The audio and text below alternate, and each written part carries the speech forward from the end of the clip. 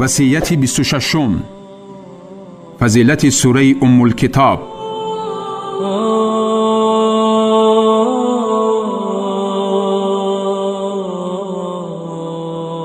از ابو سعید رافع پسر معلا رضی الله تعالی عنه روایت است که در مسجد نماز می گذاشتم. پس مرا پیغمبر صلی الله علیه و سلم به نزدش دعوت نمود. او را جواب ندادم. سپس بعد نماز آمدم و گفتم: ای پیغمبر خدا، نماز می گذاریدم. پیغمبر صلی الله علیه و سلم فرمود: آیا خدا نفرموده است ای مؤمنان، چون خدا و رسول شما را برای آن چیز که شما را زنده دل می سازد بخواند قبول کنید و بدانید که خدا در میان مرد و دل او حائل می شود و بدانید که به سوی او برانگیخته خواهید شد. سوره انفال آیت 24. آیا بزرگترین سوره قرآن را به تو تعلیم بدهم پیش از مسجد برآمدنت؟ پس از دستم گرفت و هنگامی که از مسجد برآمدنی شدیم گفتم: ای پیغمبر خدا، گفتی بزرگترین سوره قرآن را به تو تعلیم میدهم. پیغمبر صلی الله علیه و سلم فرمود: الحمد لله رب العالمین. این 7 آیت، 7 فضیلت، حمد خدا و قرآن بزرگ است که به من آورده شده است. روایت بخاری و ابو داود.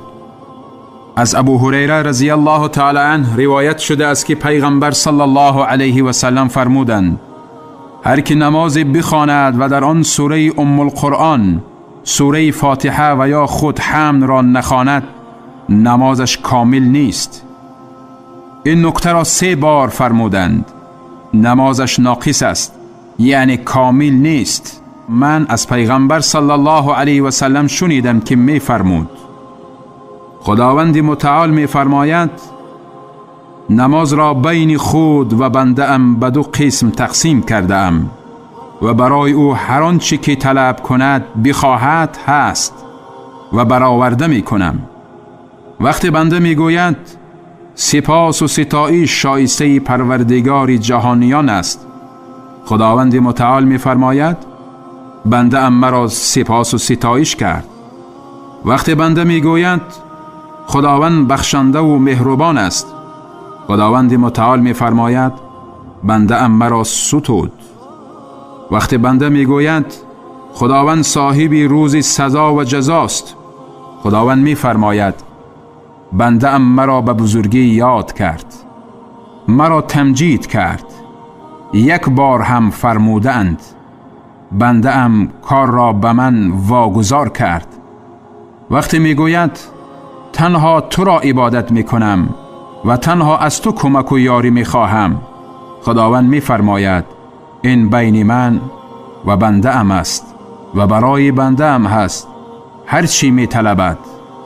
وقتی می گوید ما را به راه راست هدایت کن، راه کسانی که به آنها نعمت داده ای، نه راه کسانی که موردی خشم قرار گرفتند و نه راه گمراهان، خداوند می فرماید: این برای بنده ام هست و برای اوست آنچه طلب می کند. روایت مسلم و ترمذی.